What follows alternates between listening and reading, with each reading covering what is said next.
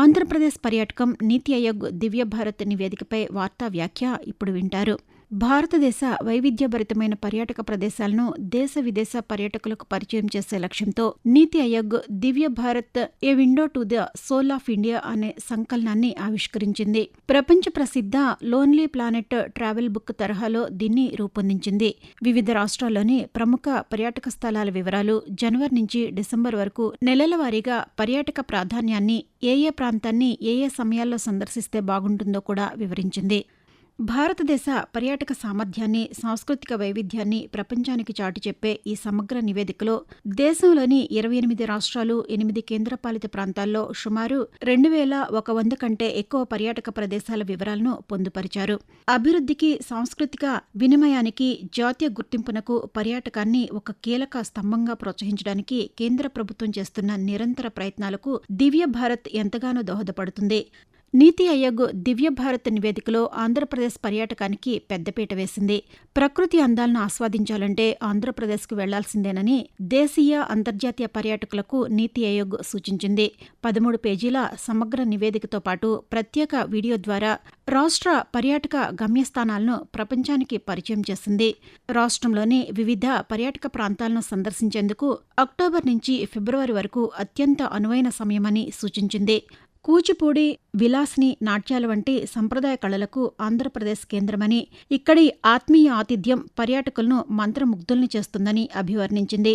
ప్రకృతి వడిలో అరకు వ్యాలీ, లంబసింగి, మారేడుమిల్లి, పాపికొండలు, కురుపాం అటవీ ప్రాంతాలు, నల్లమల అడవులు, హార్సిలీ హిల్స్, కొల్లేరు, పులికాట్ సరస్సు, కోనసీమలకు చోటు దక్కింది. కొత్తపల్లి, రంప, తలకోన, ఎత్తిపోతల జలపాతాలు, కంభం చెరువు, కోనం, తాడిపూడి రిజర్వాయర్లకు నీతి ఆయోగ్ దివ్య భారత్ నివేదికలో స్థానం లభించింది. వన్యప్రాణి సంరక్షణ కేంద్రాల్లో తప్పనిసరిగా చూడాల్సిన వాటిలో కంబాలకొండ, కోరంగమడ అడవులు, నేలపట్టు, ఉప్పలపాడు పక్షి సంరక్షణ కేంద్రాలు ఉన్నాయి. చారిత్రక యాత్రగా బొర్రా గుహలు, బెలూం గుహలు, ఉండవల్లి, మొగల్రాజ్పురం, ఉదయగిరి గుహలు చూడాలని వెల్లడించింది. గ్రాండ్ కాన్యన్ ఆఫ్ ఇండియాగా పేరొందిన గండికోట, కొండపల్లి కోట, చంద్రగిరి, గుత్తికోటలు తప్పక సందర్శించాలని సూచించింది. ఋషికొండ, సూర్యలంక, కొత్తపట్నం బీచ్లు, ఎర్రమట్టి దెబ్బలు ఇటీవల గిన్నిస్ రికార్డులోకెక్కిన 5 శతాబ్దాల నాటి తిమ్మమ్మ మర్రిమాను, కాకినాడ హోవ్ ఐలాండ్కు స్థానం లభించింది.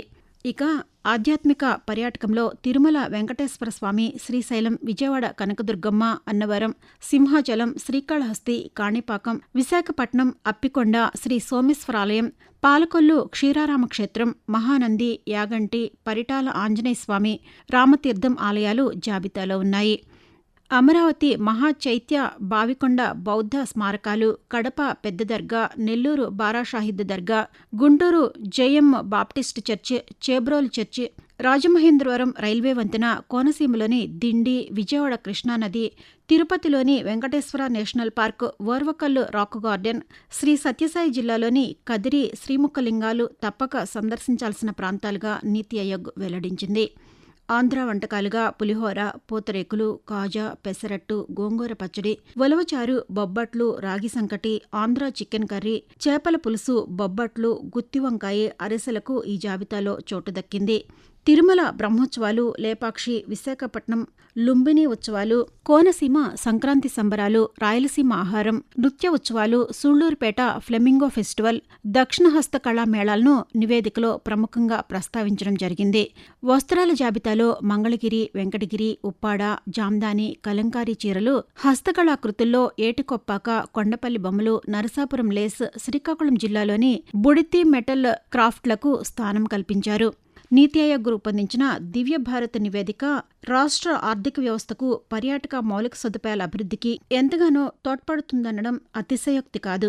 దీని ద్వారా ఆంధ్రప్రదేశ్ పర్యాటక రంగం జాతీయ స్థాయిలో అరుదైన గుర్తింపు పొంది పర్యాటక కేంద్రంగా అభివృద్ధి చెందేందుకు మార్గం సుగమం అవుతుందనేది స్పష్టమవుతోంది.